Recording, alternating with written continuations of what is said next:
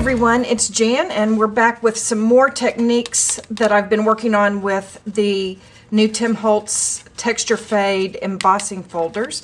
And in our previous video we worked on this grunge brick, and on this one I'm going to show you how we created these. They're very similar techniques, and I'm going to show you how we did those. So come and join me. So to create this look, they're very similar techniques. I was really working with these with high contrast, creating a background that had a high contrast to the embossing part. And I did the same thing here, except the cool thing is I've used a mixture of collage papers. So I wanted you to see that. Before I started, I cut my 4 1/4 by 5 1/2 piece of paper because I know that that's what's going to fit in there, and so I can kind of figure out where I want things to go on it. And then for this one I just put a piece of book paper down on it. I used liquid glue, the Scotch glue, to put this down, partially because it will be pliable, but also because if any of it leaks out from underneath it, it will resist any ink that's put on it. So it will give a really cool little effect. I want to see if I can show you on here. Do you see this part right here that's lighter, and over here along the edge here? That's where my glue came out from underneath the paper and got on top of it, and I think it just adds to the overall look.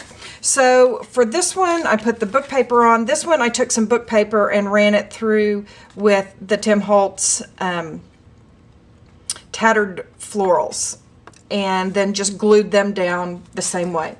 So you do that first, and then you put it through your embossing folder, and I've done that already on this. Again, I'm using the heavier weight cardstock because it's going to absorb the ink better, and it's going to give you a much deeper impression to work with, and it makes these techniques just a little bit easier to do if you have a really deeply etched impression.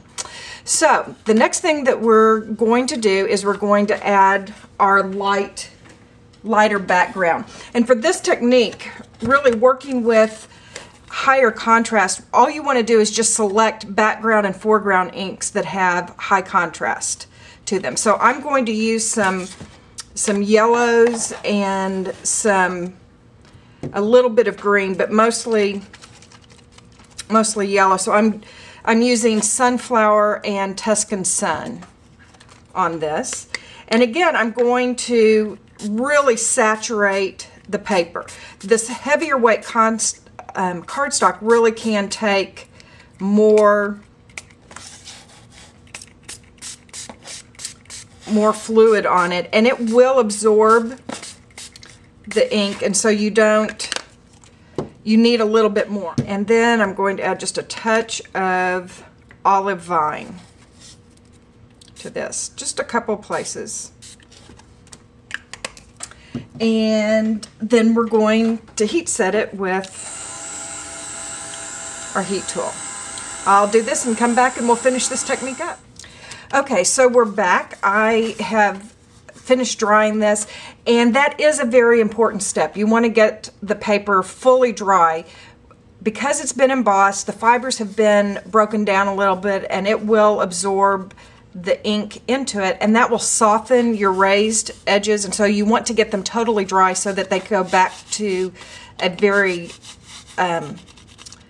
very crisp impression and are not going to give way when you add your next layer of color on here. The other thing I wanted to point out is that one of the cool things about doing the collage of images or paper or whatever on top of your paper first, one of the cool things about it is that because the paper is made out of different consistencies, it's going to absorb your ink differently. So you're going to get a little bit different look across that. Plus you have the text or whatever, the print on the pattern paper to add to the contrast as well. So the next step is going to be to add our contrast onto here. And both of these, this one I used black. That would look very good on here. I'm going to use a dark Distress ink, and I'm going to use the Forest Moss. And again, I'm going to use my distress tool with the little sponge pad. By having this flat surface, it helps you rub across the top of it and just hit the highlights. For this one, because it really does fade out, I started on the opposite end, and I'm just going to hit all those dots. And my goal here is to really rub this ink into those so that I have a very high contrast between my foreground and my background. There you have it. Really cool technique by first putting your collage papers on here and then embossing and distressing. I'll be back in just a moment with another technique.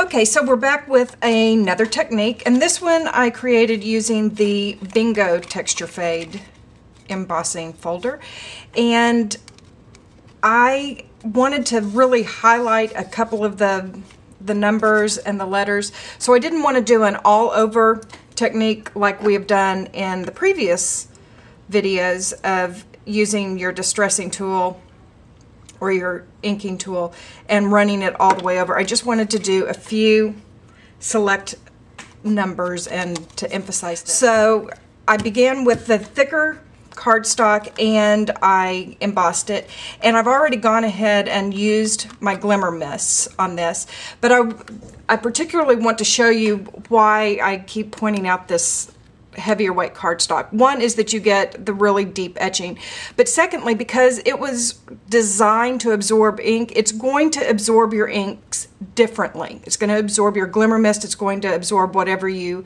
put on it. And this, if you can just see the difference in color up here, that is all created with the same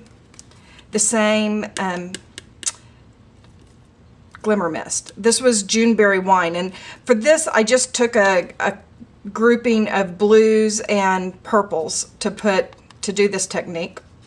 But the Juneberry Wine, when you first put it on, because this paper absorbs so well, it really soaks the ink in and brings it down, and because it's crisp white cardstock, what you'll see is that it fades out whatever ink that you put on it. So I went back, and after I did my first round of colors, then I went back, and any place that I wanted to do a little more intense color, I went back and sprayed it again.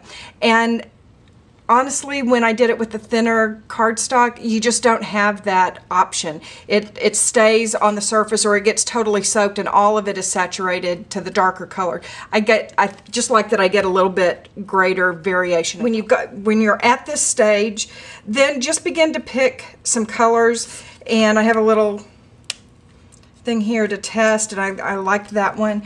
So